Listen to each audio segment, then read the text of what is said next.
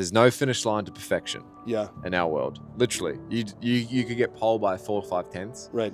Wasn't perfect lap. There's definitely something in that, and you're always thinking about that too. It's quite sad, really. I think the minute you lose that, the minute the chase goes what you want out of motorsport, you don't feel do the perfect lap or be better. If you're happy to be satisfied with what it is, I think you're pretty much done. Then that's probably when you should retire. I made you a t-shirt, and I want you to take a look at it. And then once you see it, you can show it to camera. Yes. Nice. Yeah. You got to drive through a reason. Yeah. Well, he did get it for a reason, and you knew after a while. He did get it for a reason. I gave you two. One that you can give to Devlin. All right. Yeah. No, I thought it was funny. I get along with Devlin pretty well, but it was funny looking back at the footage, and he was like standing up on the thing, and he was the same height as me. And he came down. It was like, 100%. I thought it was hilarious. It went super viral, and I know you don't want racing to be all about that kind of those kind of incidents that happen off track, but for a lot of people at home, it was good theater. Yeah, I mean, I've always been a person that if I think you're in the wrong, or if I'm pissed off about something, like I'll tell you. Yeah. But as long as I'm I feel like I was right, and I checked before I went over, and I was like, yeah, okay, I'm gonna have a crack, and then he had a crack at me, and it was all on, right? Right. And that's kind of why the Italian came out, which is kind of crazy, because I'm married to an Italian. We're good now. I don't want any Devlin beef. We're not trying to tell you beef. Anyone going into his comments. Honestly, he's a good guy. He's a good guy. But and a lot of people in the series grew up racing with him, so they know him pretty well. Oh, he's a good guy. Honestly, Dev's a good guy. I've always got along with him. A 3-time Supercars champion, amateur golfer, new father. Very amateur. Yeah, this man, new father. This man's like an onion. He has layers. This is not a comparison like for like, but because it's still motorsport. But would you say you leaving Supercars to go to IndyCar after winning 3 years in a row is like when Jordan retired from the NBA to go play baseball? Oh, not that elite. Jeez, don't say that. I thought it was, I felt like a fish out of water when I got here, though. But it was, for me, I look at it like I always wanted to be a supercar driver, and I got to do that, and I got to be successful, which I completely treasure. And now, for me, that's why I probably have as much fun as I do over here, is purely because this is just a bonus. Right. Not that I take it lightly. I want to win the 500, I want to win the championship, but I have a blast here because it's a dream that I never thought I'd be living. Yeah, 100%.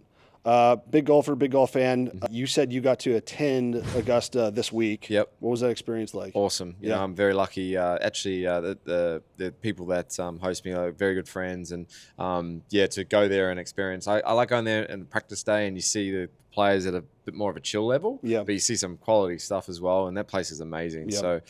So super cool. I actually saw Rory on 14 dunk it from 140 yards. Unbelievable. So it was crazy. Oh, I've never seen Rory hit a shot before, and I saw him hit it. I immediately come home and bet on him. Who's your favorite to win the Masters? Well, my betting account, Rory, and my heart, probably Bryson or Neiman's my other guy that I picked.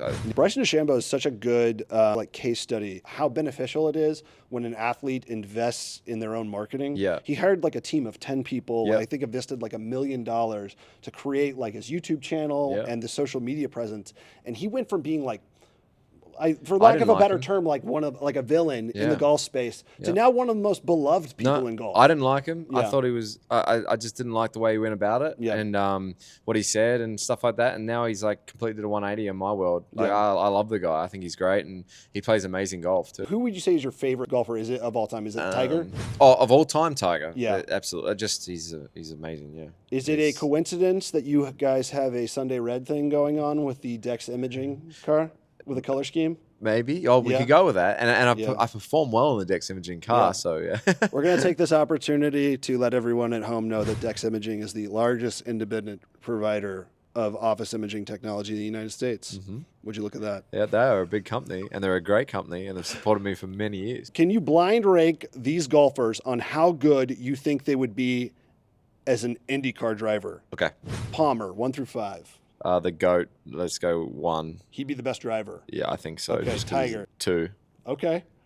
Rory McIlroy. 5. Okay, Rory. Phil Mickelson. Oh, he should have been 5, 4. Yeah. And then Jack Nicklaus is your last 3. one. Yeah. I love it. I wish I swapped Rory to 4, Tiger to 3. Well, then it wouldn't be a blind rank. Andre Lauderer. drove in Super Formula, WEC, Formula E, Porsche Penske Motorsport driver. He says, we do the dream job and we're quite often unhappy and generally unsatisfied. Do you feel like that's accurate? There's no finish line to perfection. Yeah. In our world, literally, you could get pole by 4 or 5 tenths. Right. Wasn't perfect lap. There's definitely something in that, and you're always thinking about that too. Yeah. Which is, I think, the minute you lose that, the minute the chase goes from the how you're what you want out of motorsport. You don't feel. I'm sure the want to do the perfect lap or be better, if you're happy to be satisfied with what it is, I think you're pretty much done. Then that's probably when you should retire. Great point. Yeah, it's kind of crazy though, but he is very. It's quite sad, really. Everybody who has made it to a series like the NTT IndyCar series are people who dominated when they were in karting and in the lower ladder series, just used to winning. And at that point, I assume you're able to have a mindset that is results oriented, where your like happiness and validation is based off of winning the race or getting on a podium. Yep. When you make the adjustment to a series like IndyCar, do you feel like you have to shift to being more process oriented? Oh, absolutely. Yeah. Because I think that was the biggest thing that I struggled with when I got here. Yeah. I came from winning. I didn't think that I was going to come over here and win all the time. Yeah. But I thought once it clicked, I would be able to do that. Yeah. And it's just almost impossible unless you're Alex Palou. But honestly though, no, he's going through a great run right now, but it's so hard week in, week out to be in that podium spot every race. Yeah. Like that's why the average finish normally to win a championship is like 6th or 7th. Right. Because you just have to be consistent over that period. Yeah. You're getting there though. I mean, you got pole at the Indy 500 last year. Yeah. I mean, like that's picked the wrong Sunday, that one. I need to pick the right Sunday this year. It's so exciting to see you on track and see you like tackle this new challenge. Yeah, thanks. And really excited to see you race this weekend. Appreciate it, man. Thanks for coming out and enjoy the race. All right. That's it.